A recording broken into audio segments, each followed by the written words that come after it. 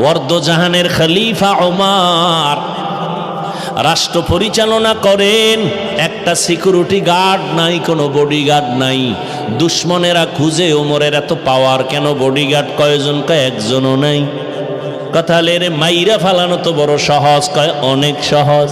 আল্লাহ বলেন না না, আমি আল্লাহ যারে হেফাজতের বাউন্ডারি দিয়া রাখবো তারে কেউ ক্ষতি করতে গেলে নিজেই ক্ষতি হয়ে যাবে।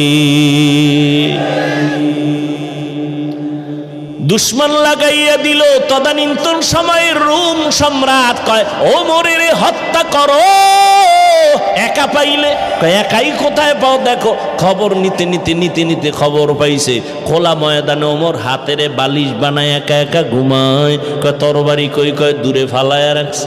কয়ডারে মার। কয় সুযোগ পাইছি।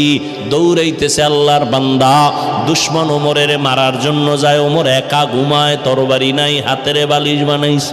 অর্ধজাহানের খলিফা।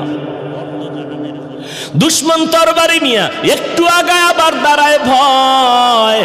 যাইতে যাইতে যাইতে যাইতে কিনারার একটু গেলেই তো কাম ঘটায় দিবে, কিন্তু তাকাইয়া দেখে ওমর একা ঘুমায় না, জঙ্গলের একটা বাঘ ওমরের পাহারা দেয়।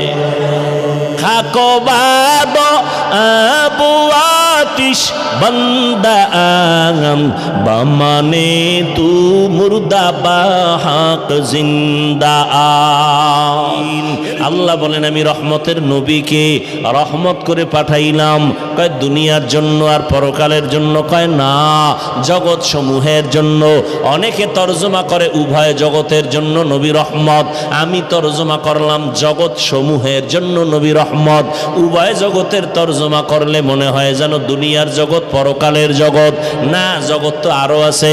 রুহের জগৎ একটা আলাদা জগৎ, মায়ের গর্ভের জগৎ একটা আলাদা জগৎ, দুনিয়ার জগৎ একটা আলাদা জগৎ, আলমে বরজখ কবর জগৎ একটা আলাদা জগৎ, হাসরের ময়দানের একটা আলাদা জগৎ, জান্নাত ও জাহান্নামের একটা আলাদা জগৎ। সব জগৎ সমূহের জন্য আমার নবী রহমত। রুহের জগতের জন্য নবী কেমন রহমত, ভিন্ন আলোচনা। মায়ের গর্ভের জগতের জন্য নবী রহমত, দুনিয়ার জগতের জন্য নবী রহমত, কবর জগতের জন্য নবীজি রহমত, হাসরের ময়দানের জন্য নবী রহমত, জান্নাতের জন্য নবী রহমত, জাহান্নামের জগতেও নবী রহমত। এটা কেমনে? জান্নাতের জন্য নবী রহমত, এটা বুঝলাম। জাহান্নামের জন্য কেমনে? এটা তো বুঝে আসে না। বুঝে না আসলে বুঝার চেষ্টা করো, বিরোধিতা করিও না। জাহান্নামের ক্ষেত্রে আমি শুধু দুনিয়ার জগৎ